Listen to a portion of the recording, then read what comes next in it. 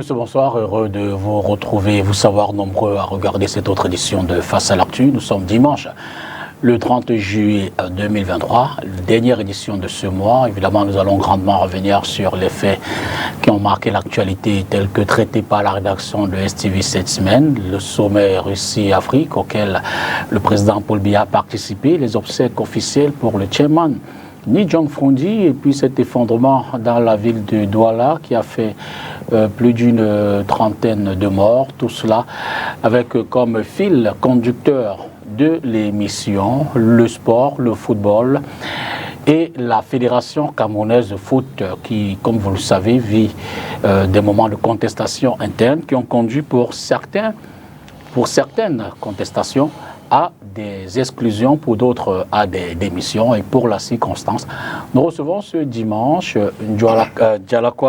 Henri Dialakwan Junior, qui n'est nul autre que le président de la Dialakwan Sport Academy, qui a fait le déplacement de Douala. Bonsoir Henri. Bonsoir monsieur le député Tongo. Merci d'être venu ce soir sur le plateau. Merci d'avoir accepté notre invitation. Merci, c'est toujours un plaisir, de parler des choses qui nous concernent, surtout le sport, là où j'ai beaucoup d'intérêt. Merci d'avoir m'invité et j'espère que d'ici la fin de cette émission, beaucoup de Camerounais et beaucoup de votre téléspectateurs vont comprendre réellement ce qui se passe. Donc pour ceux qui veulent comprendre, parce qu'il y a certaines qui sont calés dans leur position, qui ne veulent rien comprendre. Donc merci de m'avoir invité. Alors, tout récemment, lors d'une conférence de presse, vous avez annoncé que vous fermerez votre académie de sport. Au moment où on parle, est-ce effectif? C'est 100% effectif. Vous savez, nous sommes au début, nous sommes en train d'approcher le mois d'août, donc nous sommes à environ 5 semaines de la rentrée scolaire. C'est la période de faire les détections, de marcher un peu partout au Cameroun, chercher les jeunes footballeurs. C'est la période d'inscrire les anciens pensionnaires et pourquoi pas les nouveaux. Mais il n'y a pas cette activité.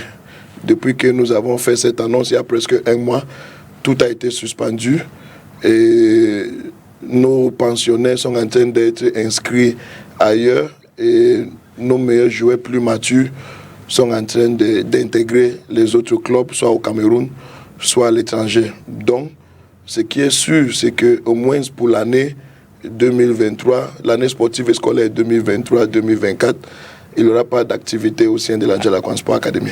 Alors, pour comprendre un peu l'impact de cette décision, en 2012, je le rappelle, vous avez succédé à votre papa, de regretter mémoire, qui lui-même était un grand passionné du foot, une académie qu'il a créée il y a 20 ans déjà, 23 ans plus exactement, l'an 2000. Alors, en 2012, quand vous preniez cette institution, quel pourrait être l'effectif? Qui c'est peut-être des pensionnaires, des jeunes, l'effectif des personnels? C'est pour avoir une idée de l'impact éventuellement de votre décision. Et comparativement aujourd'hui, quel en est l'effectif au moment de la fermeture? Bon, en 2012, quand je prends l'académie après le décès de mon père, ce qui se passe, c'est que l'académie proprement dit ne fonctionne pas. Ah, d'accord. L'académie proprement dit ne fonctionne pas. On avait une catégorie de moins de 20 ans et une catégorie de moins de 17 ans avec un effectif d'une vingtaine de joueurs dans chaque catégorie. Mais l'académie proprement dit, donc les installations qui sont basées à Manob et à Limbe, n'avaient pas les pensionnaires. Donc vous avez à cette époque, on était en élite. On était en élite et le focus était beaucoup plus dans l'équipe première. Avec, comme j'ai dit, il y avait l'équipe junior de moins de 20 ans et les moins de 17 ans. Donc c'était la situation de l'académie. Bon, Dieu a appelé papa malheureusement, mais c'est la vie, c'est le chemin de nous tous, en 2012. Et on a essayé de focaliser toujours sur, pour garder l'équipe en élite, avec le soutien que nous avons eu, surtout de la part de la commune de Limbe, et surtout de l'ancien délégué de gouvernement, M. Moutanga, qui malheureusement a décédé aussi il y a plus d'un an, qui nous a beaucoup soutenus. On a pu garder cette équipe en première division pour environ 4 ans. Et on voyait que les choses n'étaient pas vraiment faciles. Les choses étaient vraiment difficiles. Nous ne pouvons jamais maintenir les standards que le niveau que papa avait mis. Et il n'a pas préparé pour son décès. Et on ne savait pas qu'il va partir brusquement. Donc, le relais n'était pas préparé, surtout sur le côté financier. Et nous n'avons pas les mêmes ressources que lui. Il y avait certaines personnes qui donnaient l'argent à l'équipe, qui soutenaient l'équipe à cause de lui, à cause des relations qu'ils avaient. Il est parti et comme la vie et ses relations sont parties aussi, on a eu beaucoup de difficultés à garder l'équipe en première division. Et naturellement, l'équipe a été reléguée et nous avons maintenant décidé de concentrer sur la formation des jeunes joueurs, ce que nous avons effectivement repris à partir de l'année 2015 et 2016, où nous avons recommencé la partie internat de l'académie. Donc on a pris les enfants un peu partout au Cameroun, du sud-ouest, nord-ouest, littoral ouest, l'est, jusqu'à l'extrême nord. On avait les pensionnaires qui venaient jusqu'à l'extrême nord.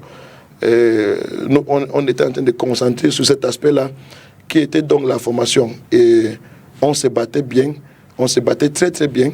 Malheureusement, beaucoup de gens aujourd'hui associent la réussite dans le football élite. Je dis que c'est faux. Pour faire le football, il ne doit pas être en élite. Si nous ne sommes pas là à la base, nous qui formons les joueurs, il n'y aura pas les joueurs en élite. Donc, depuis 2015-2016, où nous avons changé notre concentration sur l'académie, on a fait les méveilles.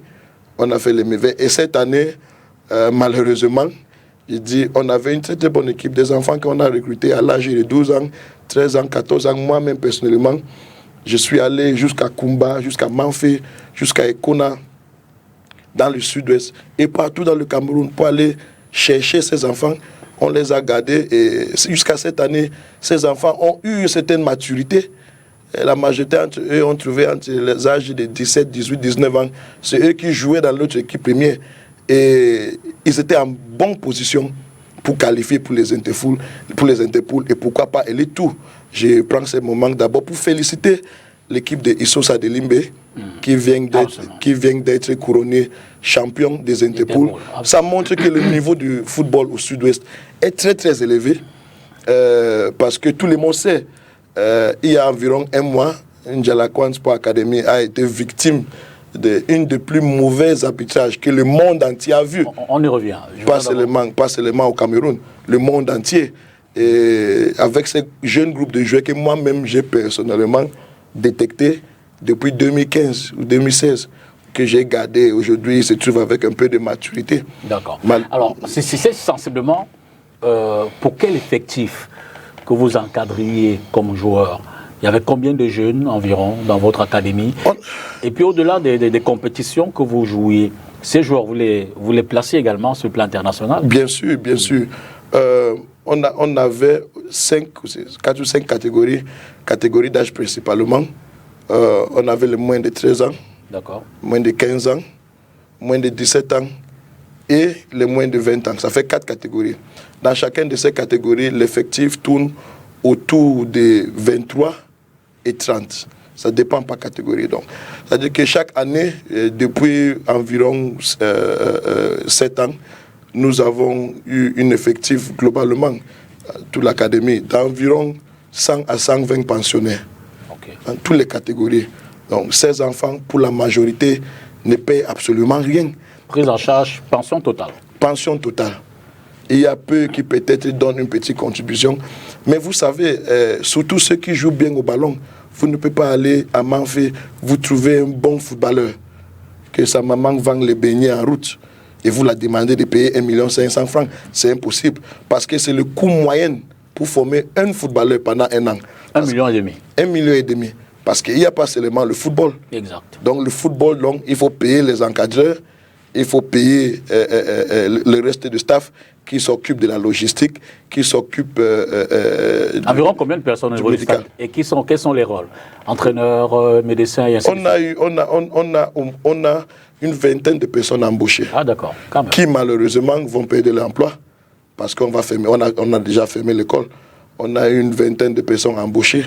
Donc, toutes ces personnes-là, à part de l'activité du football, il y a aussi le côté académique. Exactement. On les inscrit dans les collèges et les lycées qui sont situés à côté de nous.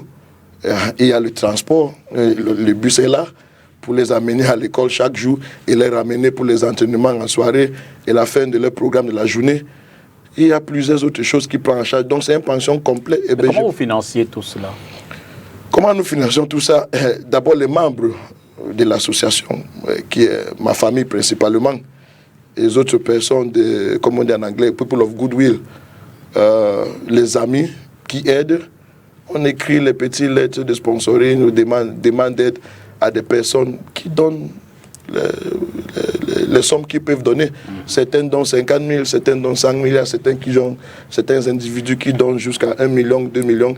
Et nous écrivons aussi... Le président Juan Valentin, par exemple, il a donné également de temps en temps des contributions? Pas récemment. Ok. Pas récemment, je ne peux pas rappeler la dernière fois qu'il a cotisé pour l'équipe, mais bel et bien, quand on était en Elite One, il a donné les contributions. Vous étiez en Elite One entre 2012 et 2015, entre 2012 et 2015, exact. Oui. Entre 2012 et d'ailleurs, votre meilleure performance, c'était en 2013, vous étiez 5e ou 6e? 2013, on a fini 6e. D'accord. On a fini 6e. Le championnat était un championnat de 14 équipes. Okay. On a fini 6e. Donc, voilà à peu près comment l'académie se structure, nos charges annuelles. Et ce que nous... Et ces dernières années, ces financements étaient-ils à la hauteur ou en capacité de pouvoir supporter les charges? Bon, ce qui est vrai, c'est que chaque année, on n'était même pas à break-even.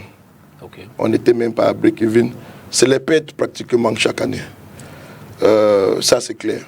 Mais aussi, il y a une source de recettes de temps en temps. Par exemple, depuis 2-3 ans, on a réussi de faire sortir au moins un minimum de 3 joueurs. Mais bon, quand nous faisons sortir ces joueurs, aujourd'hui, le marché des transferts est très difficile. Ce n'est pas que nous ne sommes pas une structure professionnelle aussi. Ce n'est pas comme si on nous remet un montant directement pour les transferts, non. Ce qui se passe plutôt, c'est que comme le blanc prend le joueur, il n'a jamais vu le joueur jouer, il n'a jamais suivi le joueur, c'est une affaire de confiance. Je vous dis, ok, bon, je vous donne ce joueur gratuitement. Je sais qu'il va bien faire, il va bien faire dans votre club. Tout ce que nous on cherche, c'est qu'il a le temps de jeu. S'il a le temps de jeu, il va jouer, il sera apprécié. Vous, si vous faites le business, vous le vendez, vous me remettez 30%. Absolument. Par exemple. C'est comme ça qu'on essaie de fonctionner. C'est un peu, je peux dire que c'est un peu la loterie, il n'y a aucune garantie. Donc, ça fait depuis que moi, personnellement, je gère l'académie, depuis 2012, et il n'y a eu aucune année où on a fait un bénéfice. Même break-even, nous sommes toujours dans les pertes de dizaines de millions chaque année. Et c'est les membres de l'association qui doivent couvrir toujours cette gap en termes de financement. C'est moins, je peux dire que c'est moins lourd que le football élite. Parce que le football, il y a beaucoup plus d'obligations, surtout envers les footballeurs. Mais il y a beaucoup de charges aussi par derrière en ce qui concerne la formation des jeunes. Mais c'est beaucoup plus faisable, surtout pour nous qui ont déjà les infrastructures. D'accord. On va peut-être prendre, c'est le premier quart d'heure, on va prendre une pause, reportage pour, vous le savez, regarder de nouveau les obsèques du chairman du SDF. Nidjon Fondi a été raccompagné donc à sa dernière demeure, c'était hier samedi, du côté de Baba 2, son village natal. Suivez plutôt ce reportage en présence du représentant du chef de l'État, Jean Kuité.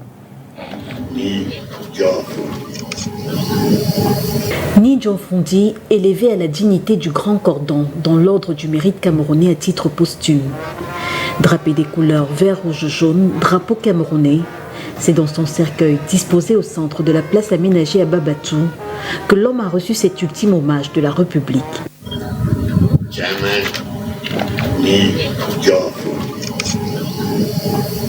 In the name of the President of the Republic, and by virtue of the powers vested in us, we hereby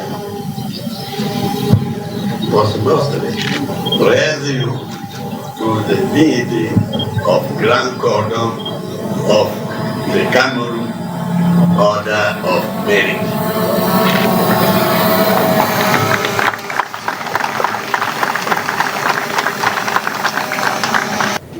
C'était au cours d'une cérémonie qui a vu la présence de plusieurs autorités camerounaises, dont Jean Kuité, secrétaire général du comité central du Rassemblement démocratique du peuple camerounais, représentant du chef de l'État aux obsèques officielles de Nidjon Fondi.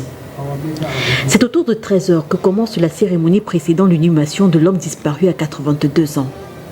D'abord des honneurs militaires, ensuite la pose de la gèbe de fleurs du couple présidentiel par Jean Kuité. Suivra le message de condoléances de Paul et Chantal Biya, lu par le gouverneur de la région du Nord-Ouest. On assistera également au témoignage de la famille biologique et politique du chairman, en présence des militants sympathisants du SDF et des membres d'autres formations politiques comme l'UPC, l'UNDP, le RDPC et même à l'international avec un émissaire venu de la Côte d'Ivoire de la part de Laurent Gbagbo. Tout ceci sous haute escorte militaire, situation sécuritaire oblige. 15 h, l'homme politique est porté en terre dans ce même Bapatsou qu'il a vu naître. Ses enfants envisagent désormais la création d'une fondation, la Fondi Memorial Foundation, afin de pérenniser ses œuvres. Évidemment, nous nous associons à cette douleur et compatissons aux côtés de la famille. Poursuivons dans cet échange avec Henri Dialakouane Junior. Évoquons un autre aspect de votre casquette. Vous étiez jusqu'à tout récemment, votre démission, 4e vice-président à la Fédération camerounaise de football. Dites-moi, à partir de quel moment vous sentez l'envie de devenir administrateur? Vous sentez l'envie de franchir le pas et de vous retrouver du côté des dirigeants de la FECAFOOT? Comment ça se passe? Il faut que ça soit, est-ce que je sois clair d'abord? Je n'ai jamais eu l'intention d'aller aux élections de la FECAFOOT. Okay. J'étais tranquille dans mon coin. Je faisais mon boulot naturel à Limbé.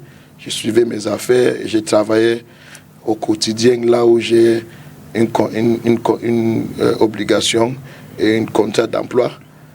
Et les acteurs du football dans le sud-ouest m'ont approché. Que non, avec la réputation. Les acteurs de foot, c'est la trentaine de clubs. Je pense qu'il y a une trentaine de clubs exactement. Dans le sud-ouest. Ils m'ont rapproché qu'avec la structure que je représente, l'image de ma famille dans le football, moi en tant que personne, ce que moi je représente, ils ont venu me solliciter que je devienne président de la Ligue régionale du Sud-Ouest. Dans un premier temps, j'ai d'abord refusé parce que je n'étais pas intéressé. Après plusieurs interventions, surtout un ami et un frère qui est basé hors du Cameroun, donc je vais garder son identité secrète pour l'instant, m'a présenté le projet du président Samuel Eto'o et m'a surtout dit que je ne peux pas continuer à fuir mes responsabilités, que je représente une des plus grandes structures au Cameroun et la plus grande structure au Sud-Ouest. Il faut que je prenne que tout le monde, nous tous on accepte que le football ne marche pas. Il faut que je prenne donc mes responsabilités pour soutenir ces projets. On me présente donc le projet du président Samuel Eto'o et c'est sur la base de ces projets que je décide de m'engager. Je n'ai pas suivi un homme. Si c'était l'homme lui-même, je ne m'engagerais jamais. Il faut que je sois clair. Parce que nous tous, on sait ce qu'il a fait, surtout étant capitaine de l'équipe nationale. Chaque homme a son vie privée. Je ne vais pas entrer dans sa vie privée, ce qui est raconté dans les réseaux sociaux. Mais en tant que joueur de ballon, il n'y a rien à lui reprocher. Mais en tant que quelqu'un qui a eu les responsabilités dans l'équipe nationale, donc capitaine, qui nous a dirigés à 2 Coupes du Monde, 0 point, avec plusieurs scandales. Donc on a eu l'incident du drapeau, on a eu le match que les Lions ont refusé d'aller jouer, la FECAFOOT a payé les loups d'Ama et tout ça. Si c'est ça que j'ai regardé, je ne le suivais pas. Mais le projet vous a séduit. Mais j'ai regardé le projet qui m'a été présenté et j'ai accepté sans condition. Je n'avais même jamais vu Samuel Eto'o dans ma vie. On n'avait même jamais parlé au téléphone. On m'a présenté le projet et j'ai accepté de l'accompagner. J'ai mis donc mon image. Parce que les gens parlent, on pense que c'est seulement lui qui a mis son image. Moi, j'ai mis mon image aussi. J'ai mis ma crédibilité devant. Dans le sud-ouest, et en ce qui concerne le football dans le sud-ouest, avec le respect que j'ai pour tous les autres acteurs, il n'y a aucune personne dans le sud-ouest qui a ma crédibilité dans le football. N'empêche que tout récemment, la trentaine de joueurs de clubs que vous ont supportés ont envoyé émotion. C'est faux. C'est faux. Une trentaine de personnes, pas trentaine de clubs. Mais des personnes qui représentent. Excusez-moi, au sud-ouest, il y a une soixantaine de clubs, régional et départemental. Je peux te dire que dans cette motion de soutien, il n'y avait qu'environ 12 clubs régionaux. La Ligue régionale de cette année a eu 29 clubs. Il y en a 12. Il n'y avait que 12 qui ont signé ça. Et dans les 12 là, plus de la moitié ont signé par peur. Bon, ils ne sont pas des enfants non plus. Mais moi, je dis ça clair. Ce ne sont pas des enfants non plus. Je vous dis On ne va pas les passer à la fourgonnette. Non, je vous dis qu'ils ont signé par peur. Pas peur de représailles. Parce que ce qui se passe là-bas au sud, c'est qu'on vous dit que si vous ne faites pas ça, ton équipe est visée. Parce que tout le monde a vu ce qui a passé avec mon équipe. Est-ce que ce n'est pas aussi tout le monde a vu ce qui a passé avec mon équipe cette année. Est-ce que ce n'est pas aussi la peur du revers que certains présidents de clubs ne voudraient pas avoir, si tant il est vrai que beaucoup de présidents de clubs sont accusés d'un certain nombre de légèreté dans leur gestion de l'argent qu'ils reçoivent. Mais c'est faux. Dans les questions d'arbitrage. Est-ce que en face, on ne vous a pas dit, écoutez, bon, on sait que vous avez... Il faut qu'on soit clair d'abord. D'accord. Nous sommes en train de parler de football amateur. Exact. Nous sommes en train de parler de football amateur. Je ne veux pas entrer dans le football professionnel. Mais dans les présidents de clubs professionnels qui sont accusés de n'avoir pas justifié de l'argent et consorts, ils ont le droit à se défendre eux-mêmes. D'accord. Je suis en train de parler aujourd'hui, mon cas, ça concerne le football amateur. Les clubs amateurs sont donnés quoi comme subvention? Pratiquement rien, ou absolument rien. Donc ce n'est pas une affaire de vouloir justifier l'argent, Non. On n'est pas là. On n'est pas là. Ce qui se passe aujourd'hui à la FECA Foot, c'est qu'on est face à un groupe de personnes qui fait la personnalité de culte. D'accord. Maintenant, vous retrouvez donc au sein de la FECA Foot, quand vous êtes élu par vos pairs, vous dites, du sud-ouest, et vous représentez également en tant que vice-président les régions du nord-ouest et du sud-ouest. Comment est-ce que vous vous retrouvez au sein du comité exécutif? Je veux dire, vous êtes désigné, vous êtes élu, vous êtes coopté, on vous dit votre place est de ce côté. Qu'est-ce qui vous y met? Voilà, il faut que les Camerounais sachent, parce qu'il y a beaucoup de personnes qui ne comprennent pas. Il y a plusieurs personnes qui disent que Eto'o m'a nommé. Le président Samuel Eto'o ne m'a jamais nommé. Il faut que ça soit clair. Il ne m'a jamais nommé. Comment vous vous retrouvez là-bas? J'ai fait les élections au sud-ouest. J'ai gagné les élections au sud-ouest. Pour être membre de l'Assemblée générale. Pour être président de la Ligue régionale du sud-ouest et au même moment membre de l'Assemblée générale. Il faut que ça soit clair. Si c'est même plus tard, je suis candidat au poste du comité exécutif représentant le sud-ouest. Je gagne ces mêmes élections. Je deviens représentant du sud-ouest au sein du comité exécutif. Et après ces élections, sur recommandation du président de la FECA Foot, les 4 vice-présidents sont élus par les membres du comité exécutif. Voilà ce qui s'est passé. Je ne suis pas devenu vice-président par une faveur du président Samuel Eto'o. Ce n'était pas une faveur. D'accord. Vous retrouvez donc 4e vice-président. Quel était votre rôle en tant que 4e vice-président? Quelles sont les missions d'un 4e vice-président de la Fédération camerounaise de foot? D'abord, pour vous dire vrai, j'étais dans un premier temps un vice-président sans portefeuille. Okay. Il n'y avait aucune mission ou obligation qui était assignée. D'ailleurs, je n'ai jamais eu un bureau à la FECA Foot jusqu'à mon départ. Ça fait 1 an et demi que j'étais à la FECA Foot. Je n'ai jamais eu un bureau là-bas.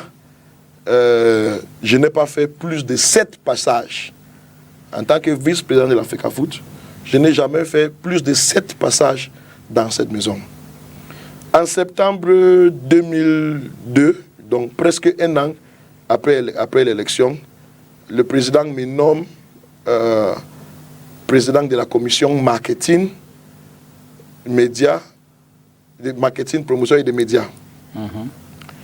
En me nommant le président de cette commission, ça veut dire naturellement que je deviens donc vice-président en charge du marketing et des médias, tout simplement.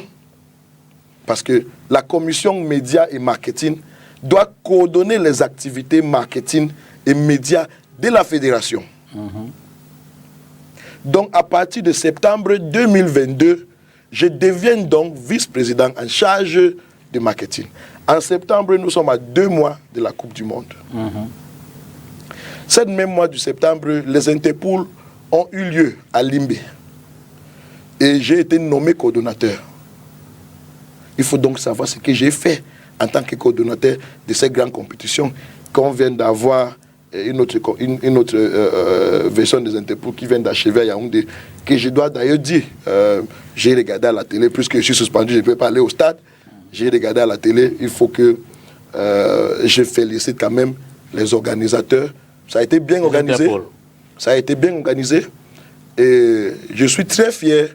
Pourquoi? Parce que le combat que j'ai mené a au moins permis que nous avons eu une compétition sans trucage. Il n'y a pas eu mauvais arbitrage, il n'y a pas eu le trucage de match. Mais je vous dis, avant que cette compétition, je ne vais pas citer les noms des équipes ici, avant que cette compétition, ça bavardait partout les 2 équipes qui devraient monter. Les 2 équipes qui devraient monter. Mais parce que j'ai crié fort, tout le monde regardait. Ça bavardait, qu'est-ce que ça disait? Vous n'attendez pas que je cite les noms des équipes qui étaient programmées. Non, je ne sais pas les noms, mais je veux dire que il y avait les équipes. Ne citez pas les équipes, il mais qu'est-ce que se disait autour? Il y avait les équipes qui étaient programmées pour qualifier. D'abord, on disait, entre parenthèses, même les proches du président disaient ça, surtout là-bas à Limbe. Même le club qui a qualifié, on leur a dit cash que vous allez aux Interpools comme ça, n'aimez pas votre truc, vous n'allez pas qualifier. Si je manque, le président de ce club peut venir témoigner. On lui a dit cash que vous n'allez pas qualifier. Il était question, entre parenthèses, de compenser la région de l'Est. Ça se disait partout. Il voulait compenser la région de l'Est, à qui on a brutalement pris une place d'élite en reléguant Stade Bétois. Illégalement. Il avait ce truc-là. Et il y avait une autre truc, il y avait une autre équipe du village, entre parenthèses, qui s'est qualifiée pour les Interpools. Et ça se disait déjà qu'ils vont se qualifier pour élite tout. Et les équipes, vous avez le sentiment qu'elles ne présentaient pas des performances capables de leur permettre avec ce que... Je ne vantais pas, mais c'est la réalité. D'accord. Et sur le plan de vos responsabilités en tant que marketing, vous avez un bilan? Vous avez apporté un sponsor? Vous avez apporté je n'ai aucun bilan. D'accord. Parce que je n'ai pas été donné l'opportunité de travailler. Je veux dire, si vous veniez par exemple sans publicité avec MTN, vous dites écoutez, j'apporte MTN, est-ce qu'on aurait refusé en face? Je n'ai aucun bilan parce qu'on m'a empêché de travailler. Comment ça vous empêche d'aller vers le sponsor? On m'a empêché de travailler. J'ai dit que j'étais nommé en septembre. Le même septembre, j'ai fait mes Interpools. Donc, je donne un bilan très, très positif. Donc, je reviens sur ça. Où j'ai publié les recettes globales. Et chaque équipe qui a participé à ces Interpools, en respectant les textes, ont rentré avec les quotas. L'État a reçu sa quota qui a été versée à la trésor public. La commune de Limbe a reçu sa quota. Les directeurs de stade ont reçu les quotas. Oui, ça je comprends, mais je veux comprendre. Comment est-ce qu'il vous a été empêché de travailler en tant que... Je suis en train de venir. D'accord. Je suis en train de venir. Maintenant, après les Interpools, je suis donné la responsabilité d'aller au Qatar en tant que chef de délégation avec les Lions Indomptables.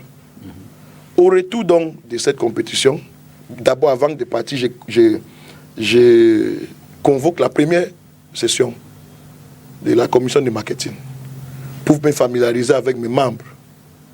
Dans cette première session, une des recommandations, c'est qu'on a demandé au directeur du marketing de nous donner les éléments de chaque contrat de sponsoring. Donc, sans faire publicité, on veut savoir qu'est-ce que One Sport apporte, qu'est-ce que Orange apporte, qu'est-ce que MTN apporte, qu'est-ce que SABC apporte. Pour qu'on ait au moins un barème Quelles sont les clauses de ces contrats? Pour qu'on sait que bon, celui-ci apporte 200 millions. Donc, on ne se trouve pas en train de négocier un contrat avec quelqu'un qui veut nous donner 100 millions, qui est inférieur à ce que nous avons aujourd'hui. Nous sommes allés à la Coupe du Monde, nous sommes rentrés. Ça n'a jamais été donné. Même verbalement, même pour dire que tel sponsor apporte telle chose. Est-ce que ces éléments n'ont-ils pas été présentés au sein du COMEX? Sous-entendu que c'est le COMEX jamais valide au sein du COMEX, jamais au sein de l'Assemblée générale? Jamais. Bon, on a peut-être des informations autres. Jamais. Ces chiffres n'ont jamais été présentés au COMEX. Il n'a jamais excusez-moi, il n'a jamais eu un comité exécutif où on a dit que One All Sport apporte tel. Il n'a jamais eu une comité exécutif où on a dit que MTN apporte tel. Et ce n'est pas le COMEX qui valide, qui donne effectivement, le droit au président d'engager la fédération sur un certain nombre de... Effectivement, mais il faut que je dise clair, nous sommes dans une dictature à la FECAFOOT. Le président gère tout seul. Mes aînés sont là. Ils peuvent dire le contraire. Il y a un qui est passé à la télé il y a quelques semaines pour aller raconter les mensonges qu'Indjalakwan c'est qui. Au lieu de répondre aux problèmes que j'ai posés, vous commencez à attaquer mes personnalités. Un grand professeur. En même temps, quand vous dites que le commerce ne valide pas les contrats, en même temps, on a de quoi remettre plus. Mais je vous dis la simple vérité. Dans les communiqués qui sont publiés par la fédération à laquelle vous appartenez jusqu'à il y a plusieurs, on ne doit pas y croire. Vous avez vu ma signature sur en même temps, ce n'est pas tous les membres du commerce qui signent le communiqué. Hein. Mais je vous dis que le président de la fédération prend lui seul certaines décisions et il passe pas derrière que moi et mon comité exécutif, Et pourquoi tous les membres du comité, pourquoi avant la discorde, pourquoi vous ne le dénonciez pas? Tous les membres du comité exécutif, il faut les poser. Il faut les poser. Pourquoi vous ne dénonciez pas avant? Il faut les poser ces questions. Quand les sponsors sont arrivés, pourquoi vous ne dénonciez pas? Pourquoi vous attendez quand c'est la discorde que votre club ne fait mauvaise figure aux Interpol? Vous pensez que je n'ai pas dénoncé. Il y a une étape. Aujourd'hui, je parle, tout le monde pense que je parle comme un fou. Ça, pas moi, dans tous les cas. D'accord. Je ne vous tiendrai pas. D'accord. Je ne dirai pas jusque-là. J'ai les preuves. J'ai les messages personnels que j'ai échangés avec M. le Président de la FECAFOOT sur ces sujets depuis septembre 2022 pour lui dire que tel ne marche pas, tel ne marche pas, tel ne marche pas. Pourquoi on a fait ceci, pourquoi on a fait cela? Je lui dis ça depuis. Et dans une de mes interventions, quand il me répond, vous savez ce qu'il me dit? Non, on va pas avoir, je peux pas, je vous laisserai pas dire parce que je peux pas vérifier. On est d'accord. Je veux pas avoir les droits de réponse. Excusez-moi. Je comprends qu'il y a eu une compréhension. Tout ce que j'ai dit ici. Non. C'est la vérité il y a les traces écrites. Je peux vous laisser dire ce qui vous engage. Mais j'aurais du mal à vous laisser dire ce qui engage d'autres personnes tant que je n'ai pas... D'accord. Tant que je ne peux pas le matérialiser. Vous m'avez posé une question. Oui, d'accord, je comprends. Et je vous répondais. Oui, merci, je le comprends bien. Alors, cela dit, dès que vous avez donc suspendu provisoirement, vous avez annoncé l'arrêt de votre académie, alors qu'au départ, vous disiez que vous n'allez pas démissionner. Et c'est un peu égoïste. Je veux dire que vous avez un certain nombre de récriminations, vous dites, OK, on vous suspend, vous dites, OK, non, ça va aller, votre équipe a des difficultés aux Interpol. Après, quand la suspension de plusieurs millions et plusieurs années arrive, vous dites on arrête tout. Non. Mais, monsieur le député Tongo, ça veut dire que vous ne suivez pas l'actualité? Ah, très certainement. Je vous laisse donc parce que j'ai démissionné 2 semaines avant que ces suspensions méchantes et égoïstes viennent. J'ai démissionné 2 semaines avant que vraiment moi et ces personnes-là, ça ne peut pas marcher. Nous sommes sur 2 lignes parallèles qui ne vont jamais se croiser. J'ai démissionné 2 semaines avant. Et qu'est-ce qui fait que je démissionne? Comment on arrive là-bas?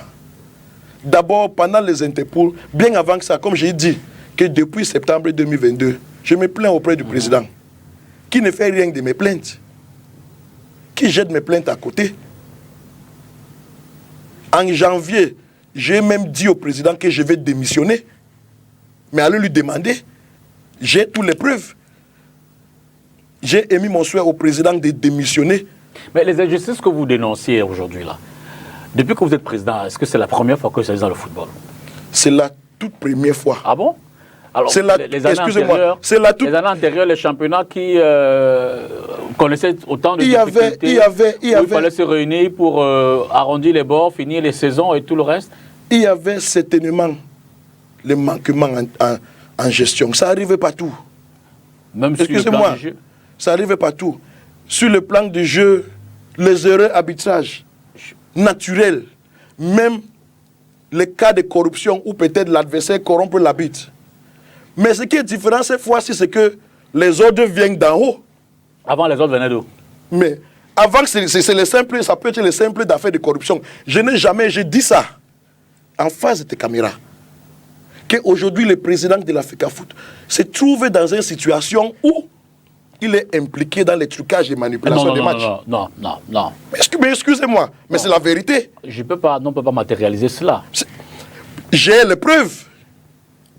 Et ils ont le droit à me porter plainte. J'attends même qu'ils me portent plainte pour qu'on se retrouve au tribunal avec toutes ces preuves.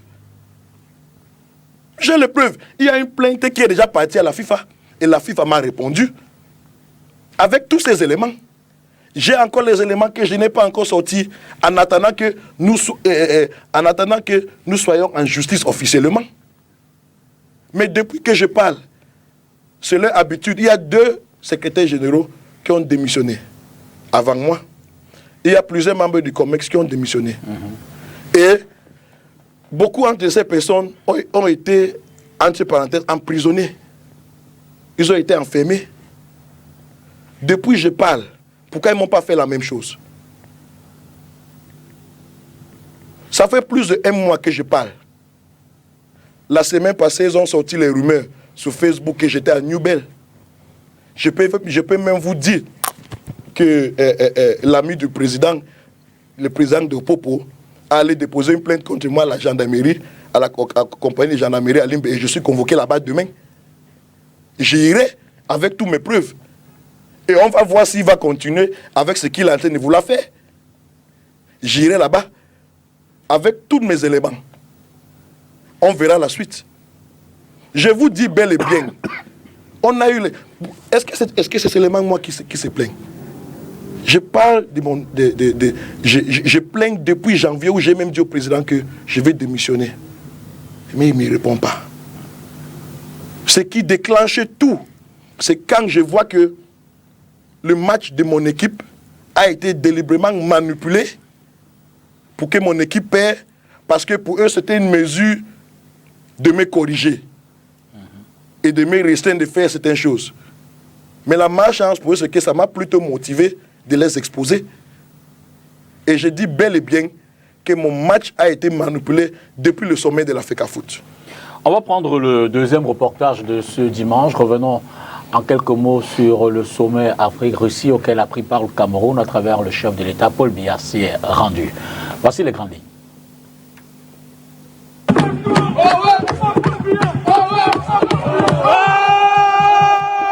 Cameroon's first citizen, His Excellency Paul Biya and First Lady Chantal Biya, have touched down St. Petersburg, Russia, alongside 8 other ministers. This is a second Russia-African summit convened by Russian President Vladimir Putin. At least 40 African presidents are currently at the summit with main purpose on education, the economy and military. Since 2014, with the outbreak of the war against Boko Haram, Russia has provided military equipment to Cameroon, including transport and combat helicopters.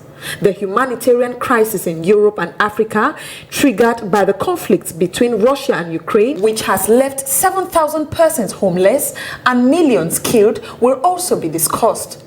Russia and Cameroon, however, have an exemplary cooperation and see the crisis in the northwest and southwest as an internal problem. Both heads of states are expected to explore new avenues for strengthening bilateral cooperation between Cameroon and Russia in all areas.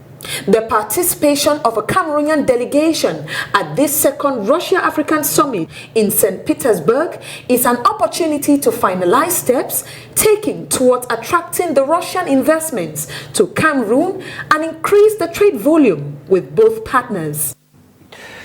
Voilà donc le sommet s'est achevé ce week-end.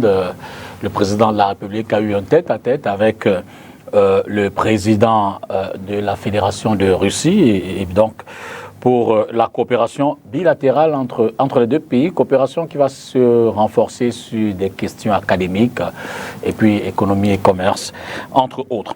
Alors, Henri Djalakand, je le rappelle, est donc l'invité de ce dimanche. Nous poursuivons cet échange avec lui sur son rôle et tout ce qu'il y a eu autour de la Fédération camerounaise de football, ce qui a conduit à sa démission. Alors, Henri Djalakand, dites-moi, vous avez vécu lors de la 6e journée un petit Nanelito, ce match au Popo, je crois que c'était le 29 décembre, à Tonnerre de Yaoundé. Vous y étiez? Bon, pour dire vrai d'abord, j'ai dit ça à ma conférence de presse, je n'ai pas regardé les matchs d'Oppo pour cette saison. D'accord. Parce que je connaissais tout ce qui se passait par derrière. Et c'est une honte pour le football camerounais. Et bien que j'étais dans ma ville et j'ai voulu que, pour la première fois depuis 8 ans, une équipe de Limbe monte, ou une équipe du Sud-Ouest monte en première division depuis la descente de Djalakand Sport Academy en 2015, je n'ai pas voulu que ça passe par ces manières. Et ma position a été claire. J'ai dit à mon grand frère, le président d'Opopo, que je ne m'associerai pas à ce que vous êtes en train de faire. J'ai dit au président de la FECAFOOT. Tu rappelles qu'au cours du match, il a arrêté. J'ai dit au président de la FECAFOOT que ce que vous êtes en train de laisser faire avec ton ami, le président d'Opopo, ça risque de vous ruiner. Mais n'empêche qu'il a été suspendu, non? Quelle suspension? J'ai suivi le porte-parole de la fédération la semaine passée parler d'une suspension de 5 millions. Faux. Et regardez comment il ment. Non, le président de Popo a été suspendu. Moi, Il a parlé de 5 millions. Est-ce qu'il a été donné une amende de 5 millions? Je ne sais pas si c'est sur l'amende, mais je sais que... Il y a un document qui a parlé d'interdiction de match ou quoi. Il y a eu 5 matchs et 500 000. Il est allé au stade dans tous les 5 matchs là. Il était dans les vestiaires tous les 5 matchs. Tout le monde a vu ça. Qui nous montre le transfert? Je sais que c'est eux qui contrôlent la fédération. Il peut aller faire quelque chose maintenant et antidater ça.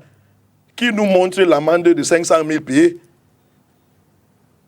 Qui nous montre les preuves que pendant les 5 matchs-là, il n'a pas voyagé avec son équipe, il n'était pas au stade de Limbe, il n'était pas dans les vestiaires? Qui nous montre ça? Donc, vous avez les preuves du contraire? Mais il y a les preuves. Il y a toutes les preuves. C'est ça que je dis que j'attends que... Parce que moi, j'ai pris certaines actions. La FIFA est saisie. Même certaines autorités au sommet du gouvernement sont saisies de cette affaire. Parce qu'il y a un risque. Pourquoi j'interpelle le gouvernement? Il y a un risque. Un très très grand risque. Le football, c'est quelque chose... C'est le seul langue que tous les Camerounais, de tous les 10 régions, peuvent parler ensemble. C'est la seule chose qui nous réunisse dans ces pays. Mais ce qui est en train de se passer à la FECAFOOT maintenant, le football est en train d'être utilisé comme une devise pour diviser les Camerounais. Mais ça se voit. Ça se voit. Je me pose la question, est-ce qu'il n'y a pas un plan caché pour une déstabilisation derrière ça? Parce que qu'est-ce qui explique un club comme Bamboutos d'Embouda, par exemple, qui doit être la fierté de chaque fédération? C'est le seul club au Cameroun qui peut remplir tous les stades au Cameroun qui ont été construits par le chef de l'État. Mais en même temps, pour la CAN. En même temps, si les clubs ne respectent pas leur cahier de charges... Ils respectent quel cahier de charges? Si on vous demande de payer les joueurs, que vous ne payez pas les joueurs. Si on vous demande d'avoir un siège, que vous n'avez pas un siège. Mais vous demandez... Si on vous demande d'avoir un médecin, on vous demande d'avoir des comptes bancaires. On m'a dit qu'il y avait 2 choses qui bloquaient Bamboutos. Si je ne me trompe pas, il y a cette affaire de salaire impayé. Et je pense que l'équipe féminine, est-ce que c'est ça? Je pense que c'était les 2 critères, si je ne me trompe pas. Ok. Même la fédération a les aérés. Je veux dire que... Mais attends. Est-ce que la fédération a remboursé l'argent qu'ils ont pris de l'État? La faute commune ne crée pas le droit. Ah bon? Oui. Ah bon? Vous êtes en faute, je suis en faute. Ok. Même la fédération est redevable avec Bamboutos. Bah, ils ont réclamé plus de 5 millions que la fédération doit les donner. Que Bamboutos utilise les moyens de droit pour réclamer son dû. Ok, et maintenant... Ce ne sera pas un chantage, non, mais est-ce que c'est la CAF qui a directement sanctionné Bamboutos? Quel qu'en soit le cas. Je vous pose cette question. Je veux dire que non, je vous réponds, j'ai le droit aussi de vous poser une question. Non, vous n'avez pas le droit, c'est moi qui pose la question. Mais je vous laisse faire. si ça peut argumenter, je vous laisse faire. Non, mais quand vous êtes chef de famille, vous avez les enfants. Si le voisin vient, que ton fils a engrossé sa fille, est-ce que vous allez laisser votre fils à la vindicte populaire? Non, du tout. Vous allez protéger votre fils et chercher à trouver une solution. N'est-ce pas? Pourquoi la fédération n'a pas protégé Bamboutos? Le seul club qui peut remplir tous les stades, le seul club qui peut avoir un match de Coupe de la Confédération au Cameroun, et si on joue à Olembe par exemple, il peut apporter 60 000 supporters au stade. Vous savez que si je suis un peu rigoureux, je donne des consignes à mon fils. Oui. Je lui dis, voilà les règles à respecter. Le moment venu, s'il transgresse une règle, il faut bien que je le sanctionne. Bamboutos ne s'est pas mis en règle après? Ils n'ont pas payé? Mais après coup. Mais ils ont payé? Non, l'autre... Ils ont payé et ils nous ont dit que le président de la fédération les a donné les rendez-vous. Et ils ont parti au bureau. Et ils n'ont pas été reçus. La faute à qui? Mettez-vous aussi à la place de ces joueurs qui ont des enfants qui veulent aller à l'école. Oui. Qui ont des familles à nourrir. Oui. Qui ont des loyers à payer. Je ne refuse pas. Des factures santé. Donc vous justifiez la suspension de Bamboutos? Je ne suis pas en train de justifier. Vous êtes content de ça? Je ne donne pas mon sentiment, mon avis. Je vais penser que vous faites parmi les gens... Ne faites pas dans le populisme non plus. Vous faites parmi les gens qui veulent déstabiliser ces pays à travers le football. Je suis pour le respect de tous les droits. Voilà. Les droits de chacun. Ok. Je suis pour que si quelqu'un a droit à son dû, sans qu'il y ait moyen de pression, mais si Bamboutos se savait donc, entre guillemets, adversaire de la fédération, Bamboutos n'avait, pour ne prendre que ce cas, n'avait qu'à se mettre en règle et à l'abri de toute répression, non? Ils ont mis en règle après coup. Mais exactement. Ok. Cette même fédération, on a tenu comité exécutif à Limbe en février passé, à l'hôtel Maxons à Limbe. Jusqu'à aujourd'hui, la facture n'a pas été payée. Que l'hôtel aille donc se plaindre à la fédération. Vous savez ce que l'hôtel est en train de faire? Que l'hôtel aille saisir les comptes de la fédération. Vous savez ce que l'hôtel est en train de faire? Les hôtels, excusez-moi, les hôtels qui ont hébergé les équipes pendant MTN Elite-One, où j'ai dit au Monsieur le Président, ne nous engageons pas sur ça. J'ai fait les calculs approximatifs, nutrition, hébergement, de toutes les équipes Elite-One, 25 équipes, pendant 3-4 mois de championnat. J'ai fait une estimation approximative. Ça nous amène à 1 milliard. Quelle fédération dans le monde fait ça? Où est-ce que nous allons prendre cet argent pour faire ça? Il m'a dit non, mon petit, laisse. Ce que vous dites, c'est vrai, mais on doit faire ça. Aujourd'hui, ces hôtels ne sont pas payés. Et ils se plaignent. Et on vient frapper sur Bamboutos. Que ces hôtels qui s'est mis en règle après? Que ces hôtels mais les hôtels sont en train de plaigner comme Bamboutos, comme la FECAFOOT a appuyé sur Bamboutos et ils ont après payé. Les hôtels sont en train de plaigner que la FECAFOOT paye l'argent. Est-ce que le concession a été payé? Est-ce que je veux dire... Est-ce que le coq sportif a été payé? C'est ce que je veux dire. Pour abusement, pour rupture abusive de contrat. Le sentiment qui peut ressortir, c'est comme si le sentiment que vous renvoyez, hein, je le dis un peu comme je le sens, comme certains certainement le sentent, partagent avec moi, c'est comme si c'est un milieu trop propre, tout blanc, tout le monde joue la règle, les présidents sont corrects avec leurs équipes, et puis, bon, le nouvel exécutif est venu mettre tout le désordre que vous décriez là. Pas de, avant cet exécutif, il n'y avait pas de marchandage de match, il n'y avait rien de tout cela. C'était tout beau. Et puis les gens sont arrivés là en 2021, ils ont tout gâté. C'est ce que vous renvoyez un peu comme... vous, à Djalakwa, l'Académie, vous ne vendiez pas les joueurs, ou alors quand vous le vendiez, vous faisiez des rapports clean, tout se passait très bien. Mais venez, et depuis 3 ans, 4 ans... Mais faites une demande de venir auditer nos comptes. Pas comme les autres, je vais vous donner. Faites une demande de venir auditer nos comptes. Comme journaliste, je n'ai pas besoin d'une décision de justice ou quoi. Comme journaliste, je vais vous donner pour votre propre recherche. J'ai commencé ici en disant que j'ai félicité la FECAFOOT pour les interpools. qui vient de s'achever. Je ne suis pas venu les instruire, je suis venu parler la vérité. Si j'étais de mauvaise foi, est-ce que je devrais commencer en les félicitant? Qu'ils arrêtent donc de fermer les yeux des Camerounais et faire comme si c'est eux qui veulent faire que les choses marchent bien, alors qu'il y a plusieurs choses qu'ils font qui partent très, très, très, très mal. D'accord. Alors, vous l'avez dit, hein, le porte-parole du président Fecafoot était chez nos confrères du canal de la semaine dernière. Et nous avons noté un certain nombre. Vous aviez écrit, vous avez fait un courrier d'une trentaine de pages au président de la Fédé. Une 19 pages. 19 pages, une vingtaine de pages. Courrier auquel il a donc profité pour répondre. Et je vais reprendre ici quelques traits de ses réponses. Courrier qu'il a fait quoi? Le président Fecafoot a répondu. Il n'a jamais répondu à ces courriers. Il faut que je dise aux Camerounais. Ah bon? Il n'a jamais répondu à ces courriers. Ernest Obama, je suis en face de ton caméra. Obama, chez nos confrères de Canal 2, a quand même lu les grandes lignes d'un courrier. Il manque. Ernest Obama a menti. Vous ne pouvez pas dire ça. Peut-être qu'on n'a pas reçu le courrier. Vous ne pouvez pas dire qu'il n'a pas répondu. Comment vous dites que je n'ai pas... Il y a les voies de transmission. Peut-être qu'on n'a pas reçu. Excusez-moi, mais attends. Mais qu'on aille alors... Ça permet de vous poser la question. Mais attends. Avant d'y revenir. Henry, avant d'y revenir.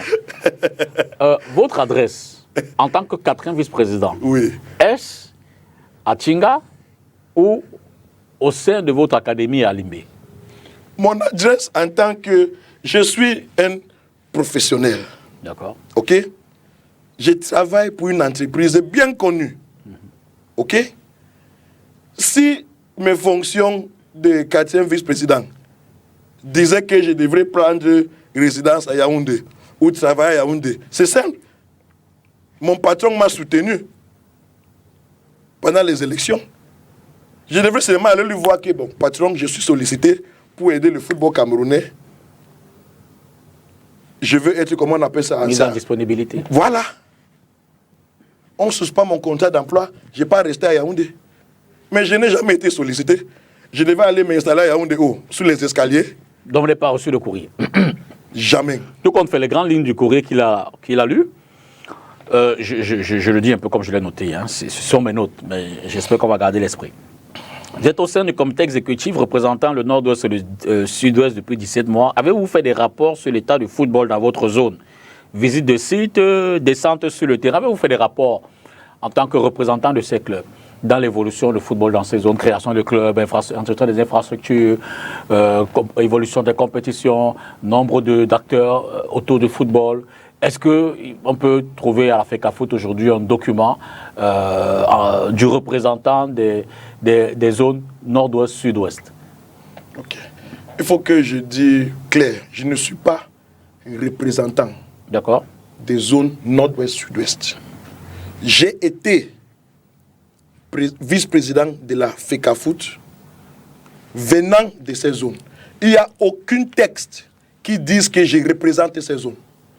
Excusez-moi, je représente le sud-ouest au sein du COMEX. Et dans la zone géographique nord-ouest et sud-ouest, j'ai été élu vice-président. Je n'ai aucune responsabilité au nord-ouest. Il faut que ça soit clair. Bon, prenons cette base. Au sein du comité exécutif, au sein du comité exécutif, il y a un membre qui vient du nord-ouest. Prenons même la base selon laquelle vous êtes élu en tant que vice-président par ceux du nord-ouest et du sud-ouest. Oui. Est-ce que vous avez... Je n'ai pas été élu par ceux du nord-ouest. Mais vous le disiez tout à l'heure. Excusez-moi, je n'ai pas été élu, il faut qu'on soit clair. Je n'ai pas été élu par les délégués du nord-ouest pour être le vice-président. Ce n'est pas la procédure. J'ai dit ici que j'ai été élu comme représentant du sud-ouest au sein du comité exécutif. Et après ça, sur recommandation du président de la Fecafoot, comme les autres 4 vice-présidents qui viennent de différents aires géographiques, j'ai été, sur recommandation du président de la Fecafoot, j'ai été élu comme vice-président venant de ces zones. Ça ne me donne pas une prérogative ou des pouvoirs au nord-ouest. Mais au contraire, j'ai le pouvoir au sud-ouest parce que j'ai été membre du comité exécutif représentant le sud-ouest. Prenons dans le sud-ouest. Avez-vous fait un rapport de l'évolution des activités de la fédération? Bien sûr, j'ai marché même dans... Ce rapport est à Tinga, Yaoundé. J'ai marché même Vous avez rendu compte au président de la FECAFOOT? Bien sûr, il est bien au courant de tout ce qui se passe dans ma région. Je lui disais chaque jour. J'ai marché même dans toutes les régions, dans tous les départements. Ce que le président de la Ligue jusqu'ici n'a pas fait. Le président de la Ligue n'a jamais allé regarder un match à Kumba. Il y a quelques... Avant qu'il vienne avec les trucs là, il y a quelques semaines seulement, je suis allé lancer le championnat départemental à Kumba. Pendant que le président de la Ligue dormait chez lui. Je suis allé à couper Manengouba. Là où on n'a pas joué au ballon depuis une vingtaine d'années. D'accord. On n'a pas joué une ligue officielle depuis une vingtaine d'années. Je suis allé là-bas et j'ai tiré parfois le président de la ligue qui ne voulait pas venir. Je lui ai dit que moi, ton patron, je ne peux pas aller quelque part. Tu as peur de quoi? Nous sommes tous les Camerounais, nous sommes tous les enfants du Sud-Ouest. Si je mets ma vie en risque, toi, si tu viens, tu dois venir avec moi là-bas. Je lui ai tiré, on est parti là-bas. Et j'ai même fait un don aux clubs qui sont là pour qu'ils puissent commencer à jouer le ballon. C'est tout. J'ai trouvé mes frères du Nord-Ouest en train de signer, quand ils ont signé la motion de soutien au président de la FECAFOOT.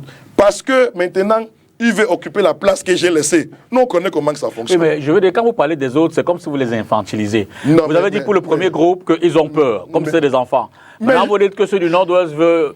C'est comme si vous êtes le seul responsable là-bas qui a engagé votre... Mais vous n'avez peur de rien. Et tous les autres... Je suis responsable de ce que j'ai dit. Si les autres... Eux aussi sont responsables, c'est en toute responsabilité qu'ils envoient le soutien au président de la FECAFOOT. C'est pas ça. Donc, en écrivant une motion de soutien... Ils sont responsables. Vous appelez ça quoi? Ben, je pense qu'ils sont responsables. C'est le cinéma. Ah, vous ne faites pas le cinéma. Non, le cinéma en face. Ce qu'ils sont en train de faire, c'est le cinéma. Mais vous ne faites pas le cinéma. C'est le ridicule. Non, mais à la en limite, même temps... Quand ils s'alignent, ils portent les casquettes qui ont les photos de la présidente de la FECAFOOT. Ils portent les t-shirts qui ont les photos du président de la FECAFOOT. Ça, c'est quoi? Ils sont responsables, non? Responsables comment? Ils ne sont pas responsables. Alors, l'autre chose sur laquelle vous avez attiré l'attention du président, s'agissant du contrôle des régions de football par les comités provisoires de gestion, Ernest Obama disait que depuis 17 mois, ces mesures conservatoires ont permis d'avoir un championnat sans interruption, sous-entendu que les saisons antérieures... Bon, je veux qu'on saute ces pages. Pourquoi? Parce que, l'émission de M. Obama sur Canal 2, je n'ai pas regardé. D'accord. Mais non, mais il y a des éléments que je vous laisse poursuivre. Pour plusieurs raisons. Je n'ai pas regardé pour plusieurs raisons que je ne vais pas dévoiler ici. Mais, d'abord, j'ai dit que ce qu'il a lu là-bas, c'est les mensonges. J'ai dit ici clairement que je n'ai jamais... Mais vous n'avez pas donné les instructions aux arbitres par hasard? Que moi, j'ai donné les instructions aux arbitres. J'ai fait signer. Mais les gens de la FECAFOOT me font rire. Avec la corruption qui passait, les documents sont là. J'ai fait ça public. J'ai appelé le président de la Ligue qui était là. Je lui ai dit que dans ton Ligue, où je suis membre du comité exécutif et j'ai ces pouvoirs, il y a tel truc de corruption qui se passe. J'ai fait signer tous les membres de la commission centrale, centrale des arbitres de la région et les arbitres présents. Où je les ai même fait donner parce que depuis que je suis élu à la FECAFOOT, j'ai fait une promesse. Et j'ai livré ces promesses. Que je vais utiliser mes pédièmes à la FECAFOOT pour développer le football dans ma région. Vous n'avez jamais touché d'argent là-bas?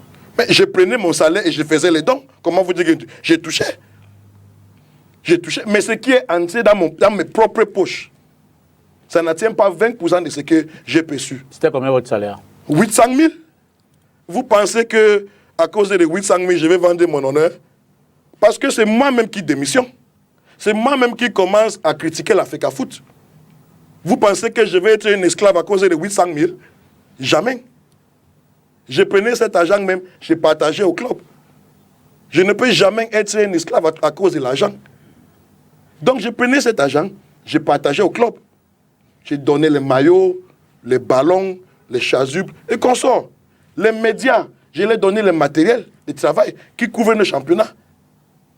Les journalistes qui venaient, je leur ai donné les crédits de communication pour couvrir le championnat. J'ai acheté les datas pour certaines qui faisaient les lives.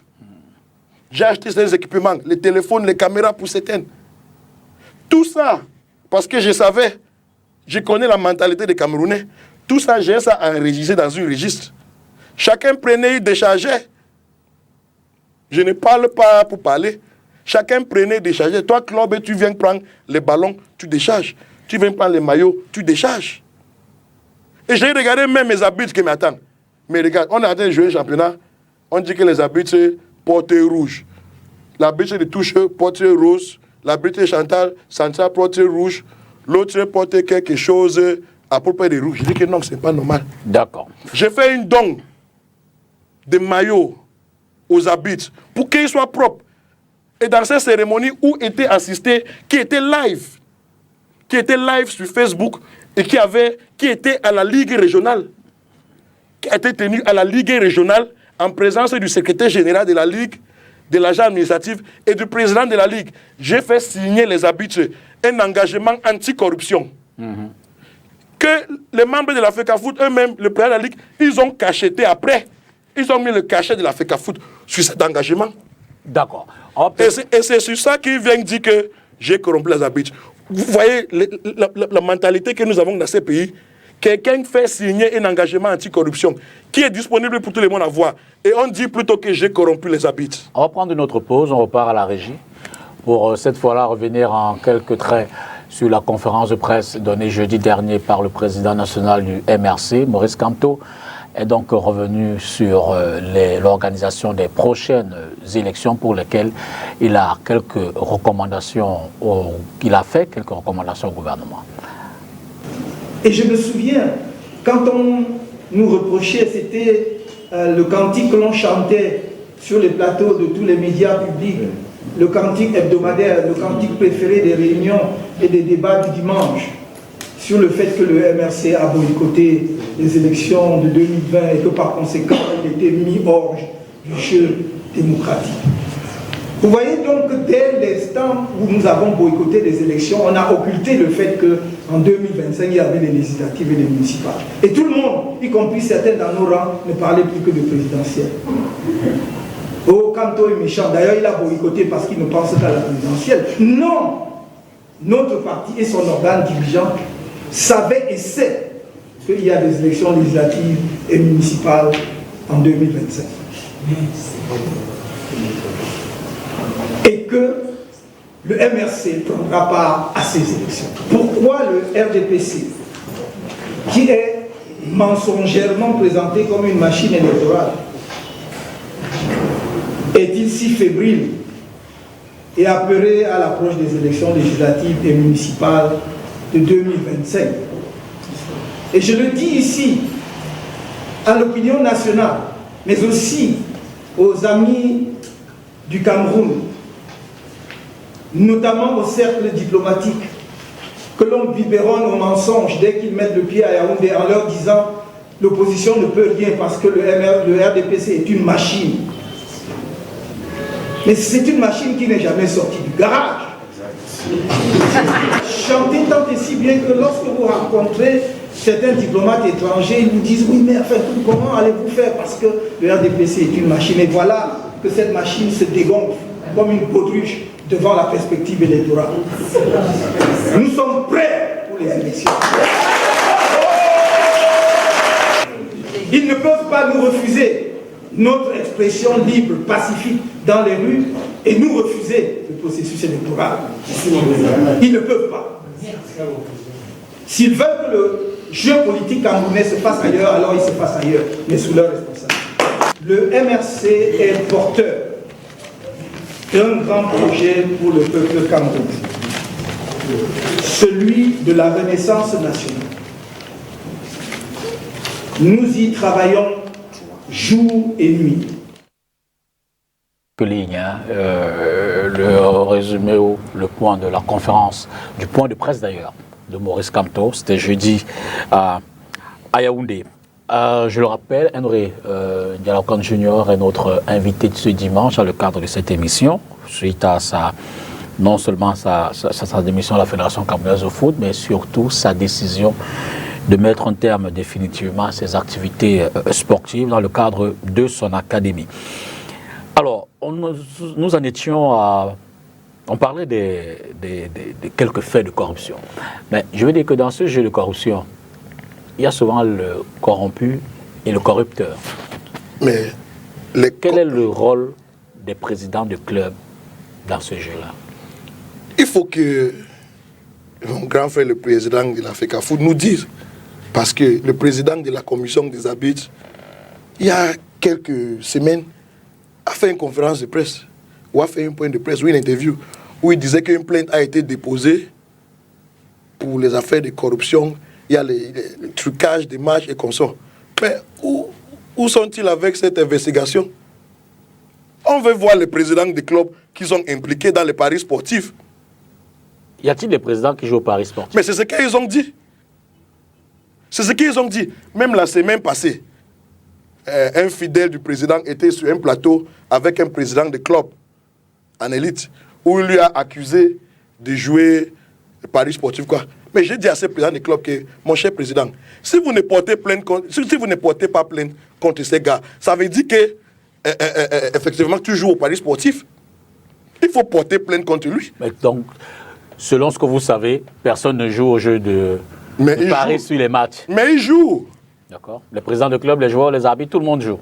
Ils jouent. Donc un petit monde de la mafia. Ils ont dit, mais eux-mêmes ont dit ça. On a les amis du président de la FECAFOOT, qui sont les présidents des clubs.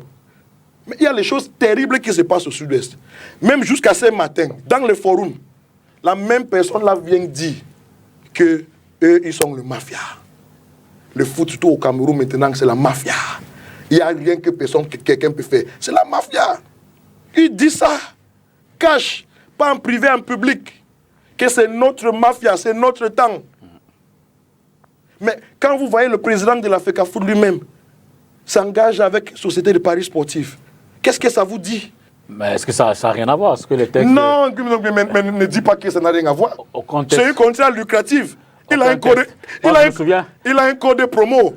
Ça veut dire que quoi? Ça veut dire que si tu... Est-ce que les textes de la FIFA l'en empêchent? Mais les textes de la FIFA sont clairs. Article 27. Non. Article 27. Que dit l'article 27? Article 27 lui interdit de faire ça. Tout simplement. Que dit cet article? Mais cherchez à lire. J'ai lu et j'ai mis ça dans ce que j'ai envoyé à la... Mais il faut lire. Il faut chercher et lire. Ça lui interdit. Il est en train de promouvoir le paris sportif. Quand quelqu'un a un code de promo, ça veut dire que quoi que non, je vous encourage à faire. Vous inscrivez, si vous mettez 100 francs, vous avez 100 francs fois 200%. Vous encouragez les jeunes à parier. Les gens partent au stade. Au lieu de regarder les matchs, ils suivent plutôt les tickets. Les bagarres commencent au stade, pas parce que quelque chose est passé, mais c'est parce que les gens ont parié sur le match. C'est incroyable. On veut nous parler de paris sportifs alors que notre président de la FECAFOOT a signé comme ambassadeur pour une société de paris sportifs. Mais est-ce que c'est normal? Ce n'est pas normal. Il faut qu'il parte au bout avec les enquêtes. On a vu une liste d'une trentaine des arbitres qui ont été suspendus en disant qu'ils étaient impliqués dans les paris sportifs. Mais c'est très grave. Est-ce qu'ils étaient seuls? Est-ce que ces arbitres se travaillent alors seuls? Il faut qu'ils aillent jusqu'au bout. Pourquoi ils ont peur? Qu'ils citent les présidents des clubs, s'il y en a, qui sont impliqués dans cette affaire. Nous, on a suivi les présidents des clubs qui donnent même l'argent à les joueurs pour aller parier. Il y a un club en élite tout qui a quitté le 8e à la première place. Le président a arraché le ballon. On a parlé ça ici. Au cours d'un match, ce club a eu 16 pénaltys dans une seule saison. 16. Je voudrais vous citer un certain nombre d'acteurs, de joueurs de football, qui ont des contrats avec un certain nombre d'entreprises qui jouent. Il y a Neymar, qui est un ambassadeur de la marque Blaise, qui est une plateforme de jeu d'argent qui sponsorise aussi son ancien club Santos. Padipo est une société de jeux irlandaise fondée en 88 qui mettait en scène José Mourinho en 2019. Didier Drogba est avec Premier Bet, Carlos Valderrama avec Codere, Abi Bey avec Inibet, Blaise Matuidi avec Barrière, Bet toujours, Jean-Pierre Papin, bref, il y a un kyriel de joueurs comme ça, d'entraîneurs et autres qui sont... il me semble qu'au niveau de la FIFA, ça s'organise comment au niveau de la FIFA? Tu peux lire l'article 27 Oui, pourquoi tu me donnes les exemples sans lire l'article 27 de vos statuts? Non, du code éthique de la FIFA. D'accord, je vais le chercher rapidement, on va le lire, mais en attendant que je le trouve. Alors, aujourd'hui, vous, quelles sont vos propositions pour, selon vous, réparer un peu ce que vous décriez dans le contexte actuel? J'ai écrit une lettre à M. le Président de la FECAFOOT. D'accord. Pour parler, c'était un peu une sommaire de tout ce que je disais depuis environ 9 mois. Parce qu'au dernier COMEX, en fin mai, le COMEX là où je me sentais déjà même menacé, ma sécurité menacée, je ne me sentais pas en sécurité, où j'ai même refusé de dormir dans l'hôtel qui a été réservé pour moi par la FECAFOOT. Dans ce même COMEX là, il nous a dit qu'il ne veut pas les plaintes verbales encore qu'on sort, que l'administration est écrite. Que si nous avons les observations, il faut qu'on lui saisit par écrite. Et c'est ce que j'ai fait. J'ai pris mon temps pour dire tout ce qui ne passe pas bien. J'ai mis ça dans une lettre. Dans ça, j'ai aussi parlé des employés. La situation des recrutements et aussi la compétence des employés. J'attends dans les réseaux sociaux. Je ne sais pas si c'est vrai. Quelqu'un qui a été recruté en août, et la semaine passée, elle a été licenciée. Ça veut dire que même sur ces bases des employés, donc j'ai décrit aussi, il y a un problème. J'ai parlé de tous ces problèmes. Les sélections nationales, pourquoi on ne gagne pas? Le casting des gens qui sont en charge de ces sélections, les coachs. On prend par exemple les moins de 20 ans. Comment une sélection nationale comme les moins de 20 ans n'a pas un coach? Est-ce que l'Assemblée générale n'a pas validé l'organigramme et le fonctionnement de la fédération en termes de recrutement, en termes de... Moi, je vous dis qu'à la FECAFOOT, on n'a pas un COMEX, on n'a pas une Assemblée générale qui est objectif. D'ailleurs... Tout ce monde-là n'est pas objectif. C'est vous qui... je suis toujours surpris de vous entendre dire peut-être ils sont contents avec les pédièmes mensuels et les frais de session qu'on les donne. Je parle que pour les autres, c'est de responsabilité. Vous, c'est la science. Je parle pour moi-même. C'est pas un peu... Mais allez les chercher qui viennent parler sur votre plateau. C'est pas un peu prétentieux. Allez les chercher pour qu'ils viennent... Ils ont le droit. Je pensais que toute une assemblée générale a fait CAFOOT. Mais excusez-moi, j'avais dit aussi avant que sur 72 membres, on nous a parlé des hausses de mandat. Durée de mandat de 4 à 7 ans. J'ai dit clairement que ça n'a jamais été objet du débat à l'Assemblée générale, que c'est le président lui seul qui a formulé ça. Et je répète encore ici, les 72 membres-là qui me regardent aujourd'hui, si je manque, qui sont pour dire ça? En dehors de ces membres, il y a eu les observateurs. Le MINAT était présent, le MINSEP était présent. Ils ont le rapport. Qui nous dit si dans cette Assemblée, il y avait un débat sur l'ose de mandat de 4 à 7 ans. Il n'y a pas eu de débat, mais au moins la question était abordée. Il n'y a aucune question abordée. Ce qui a été abordé à l'Assemblée générale. Et moi, j'assiste à l'Assemblée générale en tant qu'observateur, parce que je suis membre du COMEX. Dans le COMEX qui s'est tenu la veille, ça n'a jamais été discuté. Jamais. On passe donc à l'Assemblée générale. Ce qu'on discute là-bas, c'est qu'on doit passer de 2 à 3 mandats. Donc, nombre de mandats, pas de durée de mandat, pour aligner avec la FIFA et CAF. Ce qui était d'accord et approuvé par tout le monde, qu'on passe de 2 à 3 mandats.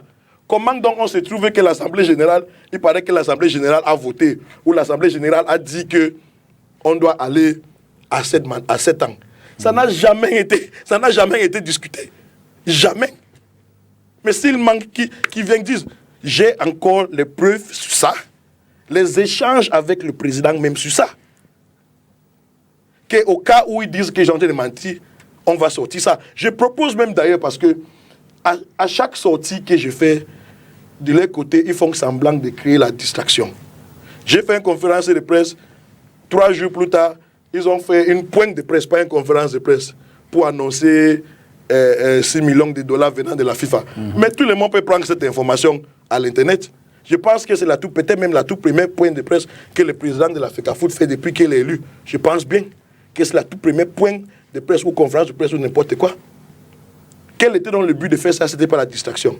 Hier ou la semaine passée, après notre sortie, quand j'ai fait ma conférence de presse, vous avez vu, à cause de la substance de ce que j'ai dit, qui peut être vérifié, les journaux mondiaux ont pris ça.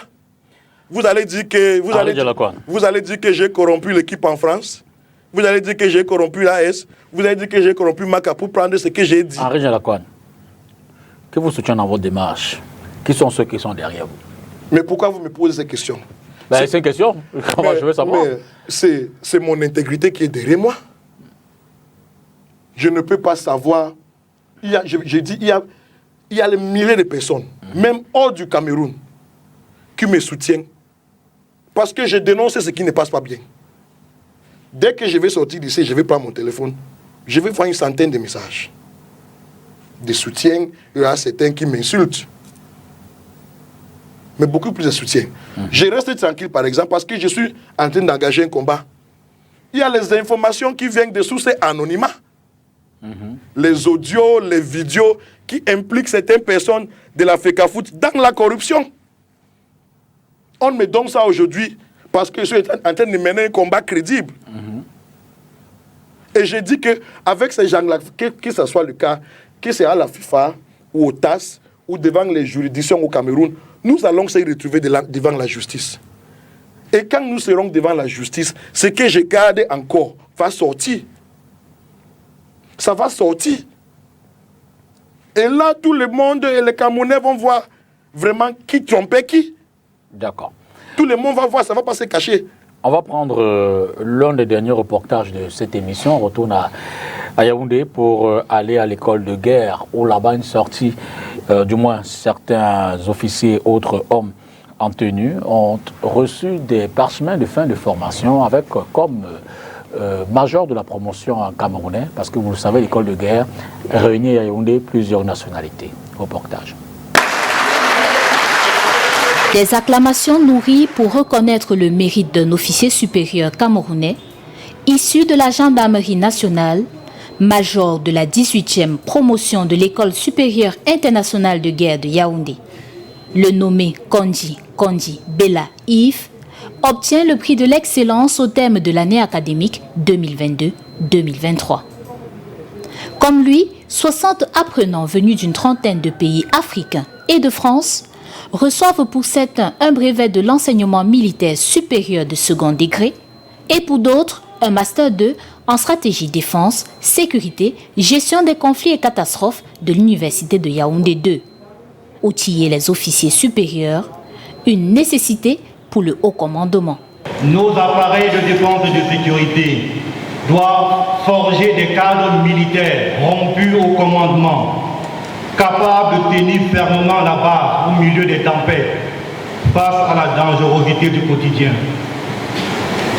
Dans la préparation de cette élite, l'École supérieure internationale de guerre de Yaoundé joue un rôle fondamental, car elle se positionne comme l'un des fleurons du système de formation des cadres militaires, africains et non africains.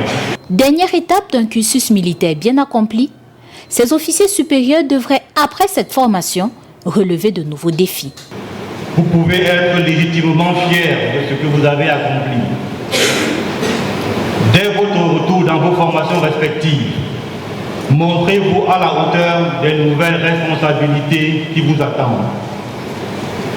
Car les attentes du commandement à votre endroit, dans vos différents pays, seront inévitablement élevées au niveau de votre nouveau statut d'officier breveté.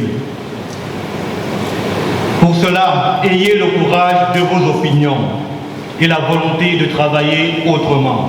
En 11 mois de cours théoriques et pratiques, fruits de la coopération française, les officiers supérieurs disent être prêts à offrir le meilleur d'eux. En cas de crise, comment est-ce que les armées peuvent apporter leur contribution à la résolution des différentes situations auxquelles nos États font face? Durant ces 11 mois de formation, j'ai retenu cette camaraderie, la collaboration et la charge qui nous attend en tant que futurs responsables militaires africains et d'ailleurs.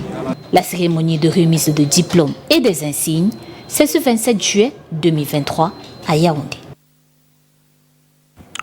On va poursuivre pour terminer dans une dizaine de minutes cette émission Face à l'actu avec Henri Jalakouane Junior. Alors, Président, vous le dites, pour impressionné pour montrer que vous êtes sur la défensive ou c'est qui menace votre vie? Est-ce que quand vous marchez dans la rue, vous êtes obligé d'avoir 3, 4, 5, 6 gros bras qui c'est peut-être des forces de l'ordre pour vous protéger? Je ne marche avec aucun gros bras. Je ne marche avec aucun gros bras. Mais pourquoi vous dites que vous êtes menacé? Mais j'ai mes propres mesures de sécurité. J'ai mes propres mesures de sécurité que j'ai prises. Je suis menacé. Ce n'est pas la blague. Il y a quelques jours, j'ai saisi le préfet de mon département pour lui informer de certaines menaces que j'ai eues même en face. J'ai échappé à une agression physique 2 fois la semaine passée seulement. Et je vous dis que j'ai eu à déplacer ma famille même de Limbe. Parce que même étant à Limbe, notre maison habituelle, j'ai dû quitter là-bas. On est en saison de pluie à cause des inondations. On part ailleurs, moins de 24 heures étant là-bas. Il y a les jeunes garçons qui viennent là-bas, ils n'étaient pas à la maison. Et ils voient ma femme. Ils disent qu'ils me cherchent. Mais comment ils ont su que j'étais dans ces maisons? Une maison qui ne m'appartient pas. Comment ils ont su que j'étais là? J'ai 2 de mes collaborateurs. Je dis ça cache. 2 de mes collaborateurs qui ont été avertis par le président de Victoria United au Popo, qui est un proche allié du président de la FECAFOOT, en leur disant qu'il arrête de m'associer, d'associer avec moi, qu'il arrête de marcher avec moi. Et pour les menacer, il les a donné certains circuits de leur mouvement avec moi, ou certains services qu'ils ont rendus pour moi. Comment le président de Popo peut menacer un de mes amis que pourquoi il allait changer la plaque d'immatriculation de ma voiture? Pourquoi il allait teinter mes vitres? On est dans quel pays? Vous trouvez ça normal? Il menace une autre qu'il m'a déposé au salon de coiffure et qu'il allait laver ma voiture après. N'est-ce pas? C'est pour dire qu'il a les gens qu'il a envoyés derrière moi pour me poursuivre. Et je vous dis quelque chose d'intéressant. Ce n'est pas aujourd'hui que ces menaces de mort commencent. C'est plusieurs mois. La première personne, et c'est toujours dans les cercles de personnes dans le football, comment vous trouvez normal qu'un monsieur qui a été enlevé d'une commission, il pensait que c'est moi qui a fait, ou peut-être on lui a dit pour envoyer ça avec moi, on lui a dit que c'est moi qui l'ai enlevé de cette commission. Et il m'a envoyé un message de 7 minutes. Ce message est public, peut-être, comme vous n'êtes pas dans le cercle de... quoi, peut-être vous n'avez pas ça. Ce message d'ailleurs. Ce monsieur me dit comment il va aller dans son village. Il n'a pas besoin de m'approcher. Il va aller dans son village. Il connaît mon chemin. Il verse ce qu'il doit verser là-bas. J'ai traversé ça. Je vais devenir fou. Je commence à marcher nu dans les rues avant de mourir. Tout ça dans le football. Ce monsieur est suspendu par la commission d'homologation et de discipline du Sud-Ouest. Et ça arrive à Yaoundé. Vous savez ce qu'on fait? On annule ça. À Tchinga, ça arrive là-bas. On annule ça. Donc, on est en train d'encourager quelqu'un qui a menacé la vie d'un vice-président de la FECAFOOT. Deuxième chose, un proche, le 4 mars 2023, le président de la FECAFOOT s'est réuni avec certaines personnes à Starland Hotel à Douala. Après cette réunion même, il y a eu un échange. 24 heures après, ils ont parlé de moi dans cette réunion. 24 heures après, une des personnes dans cette réunion qui s'est déclarée dans le forum public que c'est leur temps, le football c'est la mafia, je ne peux rien faire. En même temps, c'est pas trop léger. Attends, mafia. Il vient envers moi, il me menace. Il menace la sécurité de mes jeunes enfants qui ont 9, 7 et 5 et 7 ans. Et il dit qu'il va transférer le tombeau de mon père du Cameroun au Ghana. Mais en même temps, est-ce que c'est pas trop léger? Je veux dire que... Trop léger comment? Un ou deux individus viennent... vous encouragez les menaces de mort? Pourquoi vous ramenez les choses à moi? Je dis, on vit au Cameroun. Même les petits bensikineurs, là, les mototaximens, Quand vous faites un dépassement qui ne les plaît pas et vous dites, écoute, toi, là, je vais te montrer. Ok, donc vous encouragez ça. C'est pas ce que je dis. Vous trouvez ça normal? Non, j'ai pris ça en compte. Non, j'ai pris ça en compte. Henry. Que vous trouvez ça normal. Vous dites après aussi que le même président... Henry Dialakwa. Excusez-moi. Vous êtes sur la défensive. Hein? Excusez-moi. Non, mais attends. D'accord. Mais attends. Non, je vous laisse poursuivre. Allez-y. Je dois être sur la défensive parce que ma vie est en danger. On est en train de m'attaquer. On est en train d'attaquer mon honneur. On est en train d'attaquer ma famille. D'accord. Il nous reste une... Attends, je vous dis une autre. Le même président de Victoria United, qui est aujourd'hui dans les Saldra, les affaires de corruption. Et je dis bel et bien, quelle est vraiment la relation entre le président de Opopo et le président de la FECAFOOT? Il faut qu'il nous dise. Ils sont dans le football, non? Ah bon? Ils sont dans le football, non? C'est tout? Je ne sais pas. En fait, Ok, on arrive là-bas. Ces mêmes personnes encore sont réunies. 24 heures encore après, le président d'Opopo m'envoie le message pour me dire que je suis un mauvais enfant. Qu'il n'y a personne corrompu, que je pense que je ne suis pas corrompu. Mon père était le plus corrompu dans le sud-ouest. Mais je dis ça cache. Il me dit, mais les messages sont là, que mon père était le plus corrompu dans le sud-ouest, que mon père est mort d'une AVC parce qu'il a été en train d'être investigué par l'État, parce qu'il a volé l'argent de l'État. Il dit ça 24 heures après une réunion avec Samuel Eto'o, président de la FECAFOOT. Qui lui a donc donné cette information? Mes avocats lui ont saisi. Qui apporte les preuves que mon père a volé de l'argent et qu'il était en train d'être investigué? C'est ça qui lui a donné l'AVC et tué. D'accord. Il parle à la limite pour dire que j'ai été levé avec l'argent volé. Voilà les gens que le président de la FECAFOOT protège. Voilà les gens qui sont là, qui dirigent le football camerounais. Pour finir, encore peut-être deux ou trois questions. Je reviens sur votre conférence de presse. Il y avait 5 micros. Comment ça s'explique? Ça s'explique comment? Je ne sais pas. Il y avait plus de 70 journalistes. D'accord. À mon conférence de presse, les photos sont là. Ok. Il y avait plus de 70 journalistes. Vous n'avez pas vu que ça fait les échos du monde? Autre chose. On vous voit quand même aussi ces dernières années avec un certain nombre de présidents de clubs ou des anciens présidents de clubs, ou du moins un certain nombre de personnalités qui ne sont pas forcément en odeur de sainteté avec le comité exécutif ou le président de la fédération en ce moment. Est-ce que ce n'est pas comme une autre mafia qui... Parmi eux-mêmes, il y en a qui étaient déjà au TAS plus d'une fois. Est-ce que les amitiés... Je vais t'aider, je vais appeler les noms. Non, je ne veux pas. Non, n'appelons pas les noms. Henry, le capitaine Fetche, c'est un papa, par exemple. On ne prononce pas les noms. C'est un papa. J'ai les relations avec lui. Si ça peut vous rassurer, nous avons aussi de très bonnes relations avec le capitaine Fetche. J'ai les relations avec lui depuis plus de 10 ans. Je ne vais pas arrêter ces relations à cause d'une personne. Jamais. Le président Tagou, c'est mon père. Voilà les gens qui m'ont accompagné dans le football. Il y a 10 ans, plus de 10 ans, que mon père est mort. Et je maintiens ces relations avec eux. Peu n'importe les relations avec le président de la FECAFOOT. Mais donc il y a comme une coïncidence entre leur suspension, leur problème et la suite avec vous savez là où le président de la FECAFOOT... Vous savez là où le président de la FECAFOOT se trouve actuellement? Bon, je suis avec vous. Il est au Madagascar. Il est au Madagascar, assis à côté du président Ahmad Ahmad, suspendu par la FIFA. Ça veut dire que quoi? On ne sait jamais. À l'heure où on parle, il est assis à côté de Ahmad, on sait jamais. Qui a été suspendu. Donc, peut-être qu'il est aussi allé... Il prépare sa suspension aussi. Non, peut-être qu'il Peut-être il allait prendre les conseils. Non, peut-être parce que la justice ne manque pas. Peut-être qu'il allait se mettre avec Ahmad pour faire tomber... Non, on ne sait jamais. Comme il nous a accusé qu'on associe, ou qui m'a accusé particulièrement... Donc désormais, vous ne marchez qu'avec les ex-amis du président FECAFOOT.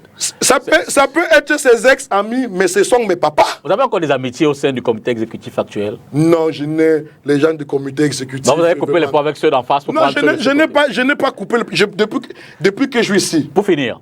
Il n'y a aucun membre du comité exécutif qui m'a appelé. Il est 20h30, avant que la régie ne nous reprenne l'antenne. Pour finir, Henry Dialakwa. Oui. Je sais que vous êtes héritier, mais de quoi vivez-vous? Je veux dire que vous avez l'académie, vous avez dit bel et bien que je suis héritier. Ce n'est pas de ma faute. Je tiens à dire excusez-moi de dire le mot, les chindas du président qui se passent le temps à tourner dans les différents plateaux de télé, qui m'appellent un enfant de papa et quoi. Je les conseille aussi de travailler pour les enfants. Rien ne les empêche de ne pas travailler pour les enfants. Mon père a travaillé pour moi et mes soeurs. Et moi, aujourd'hui, je suis en train de travailler pour mes propres enfants. Je ne suivrai pas seulement les affaires de papa. Vous faites quoi d'autre? J'ai mes petites activités économiques. Et en plus, je suis cadre dans une entreprise basée à Limbe. Je ne vais pas faire la publicité. Vous pouvez faire votre investigation. Il n'y a pas 4 entreprises basées à Limbe qui est quand même une entreprise importante, ça se sait. Mais c'est une très grande entreprise, non seulement dans le Cameroun, mais dans l'Afrique centrale. C'est une très très grande entreprise. Et je suis d'ailleurs fier du soutien que j'ai à la part de cette entreprise, de la part de mes collègues et mes patrons. Et même ceux qui travaillent sur moi, ils peuvent dire de mon comportement professionnel. Je ne suis pas orgueilleux, je n'ai jamais manqué de respect à quelqu'un, même ceux qui sont sur moi. Je n'ai jamais manqué de respect. Donc voilà ce que je vis. J'ai une carrière. Contrairement à ceux qui passent à les plateaux de télé, qui ont mal géré les carrières du football et commencent à appeler les autres les fils de papa, il faut qu'ils partent travailler pour les enfants. Moi, je suis en train de travailler pour mes propres enfants aussi. Merci beaucoup. Mais si je peux dire une chose avant de partir. Bien sûr. Oui, malgré tout, hein, le président de la FECAFOOT reste mon grand frère. Ça fait... Je lui ai connu 1-2 mois avant les élections de la FECAFOOT. Avant que ça, on ne se connaissait pas. Mais je vis en lui quelqu'un qui a certaines valeurs. Mais il s'est laissé entre-temps, apparemment, être compromis par certaines choses. Je vais conseiller au président de la FECAFOOT de dissocier avec ces personnes qui sont en train de ruiner son image et ce qu'il est venu faire pour le football camerounais. Sinon, il va tomber avec eux. Parce qu'ils vont tomber. Et le président de la FECAFOOT, il a 3 options. Mais peut-être la première option, c'est déjà trop tard. D'arranger rapidement le football camerounais et se dissocier de ces personnes pour éviter d'être humilié. Deuxième option, il démissionne. Troisième option, qu'il soit poussé par la petite porte. Parce que, peu importe, les faits sont là. Il y a les affaires de corruption, manipulation des matchs, menaces de vie et consorts. Qu'il est fortement associé à tout ça. Si vraiment il n'est pas dans ça, qu'il fait preuve de ça. Sinon, il va sortir par la petite porte. Merci infiniment. Je vous souhaite un bon retour. Merci. En toute sécurité. Merci. Sur votre Limbe natal et bonne continuation. On va suivre tout cela. Et merci d'être disponible à nos invitations. Merci. Face à l'actu, au Club de Fin, merci d'avoir regardé cette autre édition. Demain, c'est lundi. D'emblée, je vous souhaite un excellent début de semaine. Bonsoir.